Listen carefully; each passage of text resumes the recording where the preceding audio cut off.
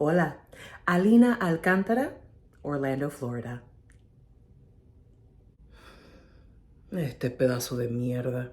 Yeah. ¿Cómo se llama? Camila Saxby. Camila Sexby. Saxby. Sí, Sexby. ¿Qué? Sexby. You're so accidentally adorable. Sometimes I could lick you like a lollipop. See, you were probably saying something stupid like this to the Sexby person. I remember you telling me she was a terrible student. Terrible. Never recorded notes for her experiments on time. She contaminated an entire lab run once and we had to throw the whole thing out. Set us back 2 weeks. Is she the one whose mother called the school? That's the one. Estaba loca con su tema. Can you imagine? A 24-year-old graduate student in genetic biology has her mother call the department chair to mediate a dispute over her on-campus housing. I mean, So this just happened to come in right after the other thing? that's what I thought. So what did you say to this Sexby girl? What? You were about to say you told her something. What did you say? That doesn't... You're missing the It must have been something really stupido because when you start asking me what, when I know you heard exactly what I just said, I know that means that you did something really stupid. I just... she was... when I took my grad student team to the bio fair... Last year in Chicago? Yeah. No, the year before, I think. Look, she's on her way to a huge interview with Eli Lilly, and she's wearing this ridiculously short skirt.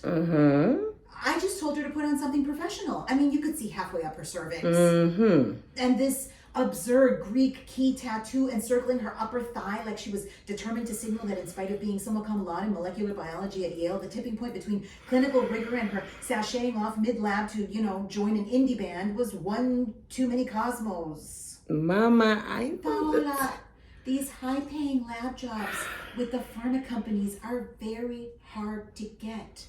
I made personal phone calls, okay? Whitney's all worried about how these kids are going to pay off their loans. Well, a year at Eli Lilly, you pay off your entire debt and then some, okay? You didn't say the cervix thing to her, to the Sexby girl, did you?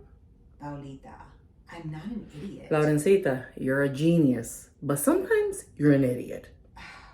I can submit a written response if I want, but it's completely unnecessary. We will submit something. I told the dean I wouldn't. See, idiot. You didn't say anything else, did you? The theater department put on a lunchtime play series every spring. Student-written plays, bare-bones productions. This play was a complete surprise. Uncivil Rights.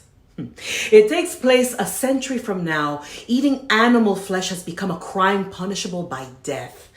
A local zoning board votes to completely ban street signs and monuments to Dr. Martin Luther King Jr. because he was not a vegetarian. When apologists explain that King was simply a man of his time, opponents cite the fact that his wife was a vegetarian even then, and that King wrote that animal rights were a logical extension of civil rights. In one scene, the shirtless, sweating ghost of Dr. King devours a porterhouse steak slathered in garish red sauce with his bare hands as the rest of the cast lolls and ribs like cattle in agony. In my writing classes, I teach my students, derange, dazzle, and delight the audience. Find the sacred cow and kill it. That's what this student did, literally. He managed to find a tender spot in American political culture and probe it with merciless beauty. When we did the play during our lunchtime rep series, audiences were stunned, exhilarated. Students burst from the theater and skipped class to sit on the quad and talk circles. They vaped marijuana. They cried, yelled, and argued about what it means to be an American and a racist and a vegetarian. They talked about Aristotle and Marx and Rawls and Crenshaw and ay, por Dios. It was everything art should be. Brilliant, dark and lyrical, challenging, hilarious. We all saw it immediately.